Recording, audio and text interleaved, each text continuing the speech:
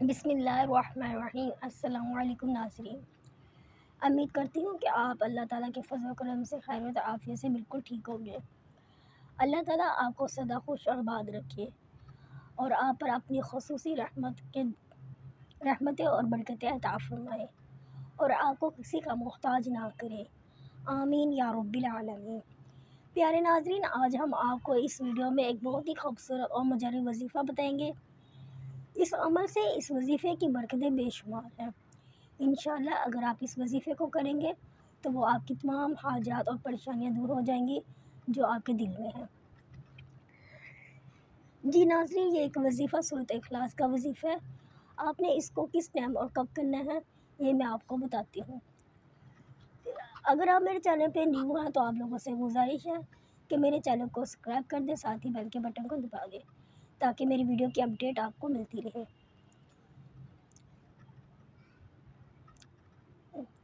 تو ناظرین، چلتے ہیں وظیفے کی طرف۔ اس وظیفے کے بہت ساری وسائل ہیں۔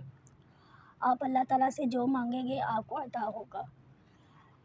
اگر آپ کے گھر میں رزق کی تنگی ہے، فاقہ ہے تو اگر آپ یہ وظیفہ کر لیتے ہیں تو انشاءاللہ رزق کی تنگی اور فاقہ دور ہو جائے گا۔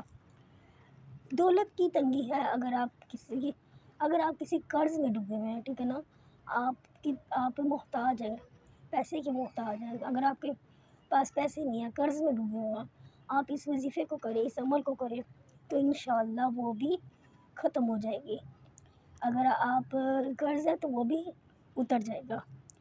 اگر آپ کو کسی پریشانیوں نے گھیرا ڈال رکھا ہوا ہے، بہت سے کئی سالوں سے یا کئی دنوں سے آپ کسی چیز میں پریشان ہیں، کوئی ایسی پریشانی ہے جس کی وجہ سے آپ کو کوئی مسئلہ حل نہیں ہو رہا، تو آپ اس وظیفے کو، اس عمل کو کریں تو آپ کی وہ پریشانی حل ہو جائے گی۔ اسی طرح اس وظیفے کے بہت سے مسائل ہیں۔ وہ لوگ اس عمل کو لازمی کریں جو چاہتے ہیں کہ ان کے پاس اپنا ذاتی کاروبار ہو، ٹھیک ہے نا، ان کے پاس کاروبار ہے، وہ کسی کا کر رہے ہیں، ٹھیک ہے نا، کوئی چھوٹی موٹی ملازمت کر رہے ہیں، ان کے پاس اپنا کاروبار نہیں ہے تو وہ ناظرین اس وظیفے کو کرے تو انشاءاللہ ان کا اپنا ذاتی کاروبار ہوگا۔ اگر آپ کسی بندش میں بندھے ہوئے ہیں، کوئی ایسے مسائل ہے، کوئی ایسی بندش ہے جو آپ عمل کرتے ہیں، ٹھیک ہے، وہ آپ کی پریشانی ہے، جو گھریلو جھگڑے ہیں وہ ختم نہیں ہو رہے، ختم ہونے کا نام ہی نہیں لے رہے، آپ اس وظیفے کو، اس عمل کو کریں، انشاءاللہ وہ بندش ختم ہو جائے گی۔ جو بے سکونی ہے نا، آپ کے گھر میں چھوٹی چھوٹی باتیں، لڑائی ہے، میاں کے ساتھ لڑائی ہے، بیوی کی میاں کے ساتھ لڑائی ہے، اگر آپ بہن بھائیوں کے ساتھ لڑائی ہے، جو بھی آپ کے گھر میں چھوٹی چھوٹی لڑائی جھگڑے نا چل رہے، وہ انشاءاللہ ختم ہو جائے گی، آپ کے گھر میں سکون اور امن پیدا ہو جائے گا، ٹھیک ہے، کاروبار میں خیر و برکت پیدا ہو جائے گی، ٹھیک ہے نا۔ آپ کو اس عمل کو، اس وظیفے کو کرنے سے بہت زیادہ فائدہ حاصل ہونے والا ہے۔ اگر آپ کامیابی چاہتے ہیں، اگر آپ ایک اچھا عہدہ چاہتے ہیں، اچھی کامیابی چاہتے ہیں، آپ اس وظیفے کو کریں، سورۃ اخلاص کو پڑھیں، ٹھیک ہے نا، تو انشاءاللہ اس وظیفے کو کر کے دیکھیں تو وہ آپ کو کامیابی حاصل ہوگی، فتح ہوگی۔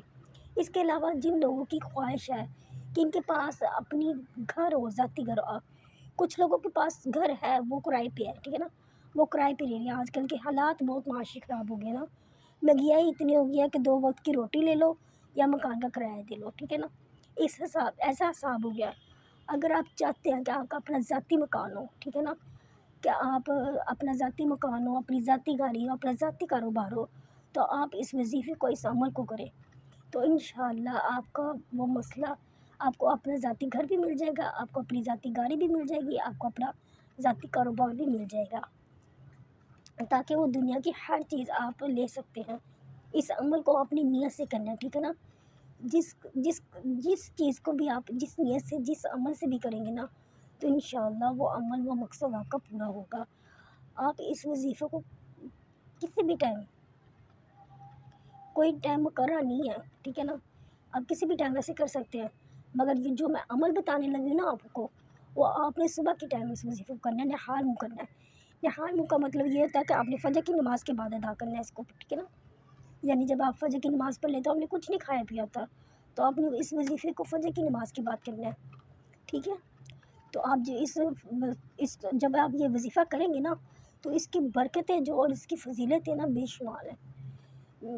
میں کہہ رہی ہوں اتنی کہ اس کی فضیلت ہے نا کہ کہتے ہیں نا کہ اگر آپ سورۃ اخلاص کو 10 بار پڑھو تو 10 رحمتیں نازل ہوتی ہیں. ٹھیک ہے نا، آپ کے 10 درجات بلند ہوتے ہیں. اگر آپ 20 بار پڑھو تو اللہ تعالیٰ کہتے ہیں نا ایک سورۃ اخلاص پڑھنے سے ایک قرآن شریف ختم کرنے کا ثواب ملتا ہے.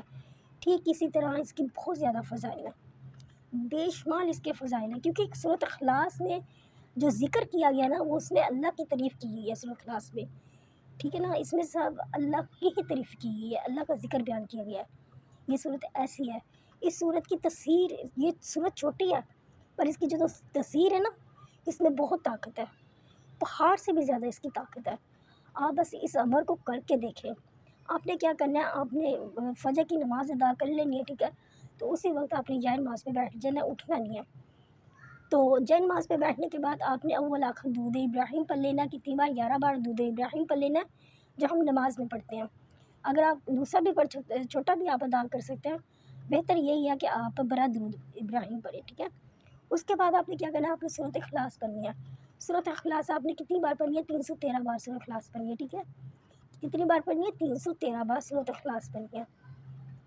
اس کے بعد اب میں نے آپ کو اتنے وظائف بتائے ہیں، کاروبار ہے، پریشانی ہے، رزق کی تنگی ہے، ٹھیک ہے، دولت کی تنگی ہے، اگر آپ کے پاس گھر نہیں ہے، ذاتی مکان نہیں ہے، اگر آپ کسی قرض میں ڈوبے ہوئے ہیں، اتنے مسائل میں نے آپ کو بتا دیے آپ کو کہ یہ ایک وظیفے کو نا اتنے مسائل ہیں، یہ ایک وظیفہ اتنے مسائل حل کر سکتا ہے.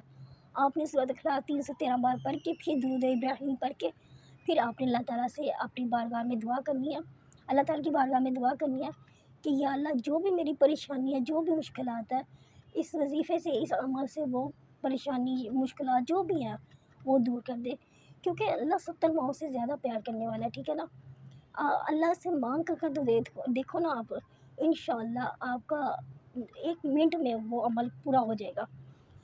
جو بھی پریشانی ہے نا وہ 1 منٹ میں ختم ہو جائے گی.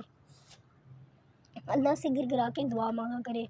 وہ کہتے ہیں نا، میں نے آپ سے پہلے بھی کئی ویڈیو میں نے ایک ہی بات آپ کو شیئر کی ہے، بار بار میں ایک ہی چیز کہتی ہوں، جب آپ وظیفہ کریں آپ انتہائی میں بیٹھ کے کیا کریں، کیونکہ انتہائی میں کیا ہوا وظیفہ زیادہ عمل دیتا ہے.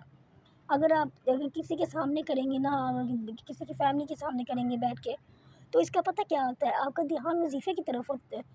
عمل آپ وظیفے پہ کر رہے ہیں، ٹھیک ہے نا، پڑھائی آپ وظیفے کی کر رہے ہیں، جو آپ کا دھیان ہوتا ہے نا، جو آپ کا مائنڈ ہوتا ہے وہ باتوں کی طرف ہوتا ہے، باہر کی طرف ہوتا ہے.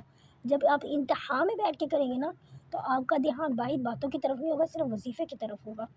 تو اس لیے میرے آپ لوگوں سے گزارش ہے، جب بھی کوئی عمل آپ کرتے ہیں نا، کوئی بھی وظیفہ کرتے ہیں تو آپ انتہائی میں بیٹھ کے کیا کریں، کیونکہ انتہائی میں کیا ہوا وظیفے کا زیادہ اثر ہوتا ہے. تو وظیفے کے ساتھ ساتھ آپ 5 وقت کی نماز بھی ادا کیا کریں، کیونکہ نماز کے بغیر زندگی ویسے بھی کچھ بھی معنی نہیں رکھتی.